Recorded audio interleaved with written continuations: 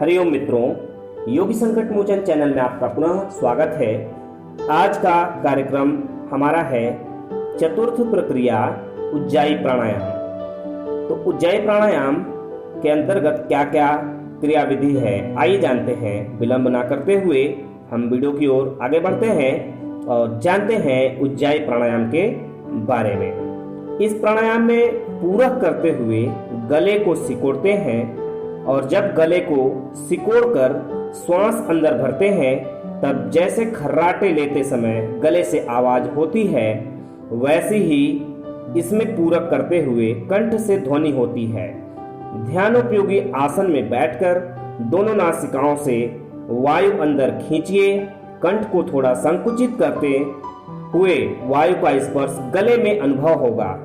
हवा का घर्षण नाक में नहीं होना चाहिए। कंठ में घर्षण होने से एक ध्वनि उत्पन्न होगी। प्रारंभ में कुंभक का प्रयोग ना करें, केवल पूरक रेचक का ही अभ्यास करना चाहिए। पूरक के बाद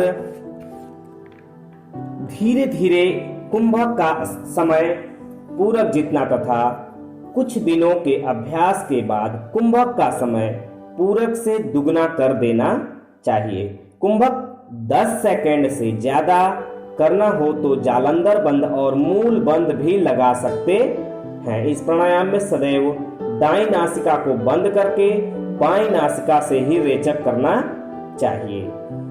आइए जानते हैं कि उज्जाई प्राणायाम के लाभ क्या क्या हैं। जो साल भर सर्दी, खांसी, जुकाम से पीड़ित रहते हैं पूरे वर्ष तथा जिनको थायराइड, स्नोरिंग, स्प्लीनिया, हृदय रोग, अस्थमा, फुसफुस एवं कंठ विकार, टॉन्सिल, अनिद्रा, मानसिक तनाव और रक्तचाप, अजीर्ण, आमवात, जलोदर, क्षय, ज्वर, प्लीहा इत्यादि रोगों से ग्रसित हो उनके लिए यह लाभप्रद है।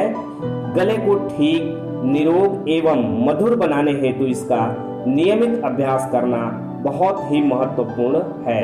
कुंडलिनी जागरण करने के लिए, अजपा जप, ध्यान आदि के लिए बहुत ही उत्तम यह उज्जाई प्राणायाम होता है मित्रों। इससे बच्चों का तुतलाना भी ठीक हो जाता है। तो यह हमारी चौथी प्रक्रिया थी उज्जाई प्राणायाम। और हमारे नेक्स्ट वीडियो यानी अगले वीडियो में आपको हम दिखाएंगे अगली अनुलोम विलोम प्राणायाम क्या है और कैसे करते हैं, कितना समय होना चाहिए। तब तक के लिए धन्यवाद। हरिओम।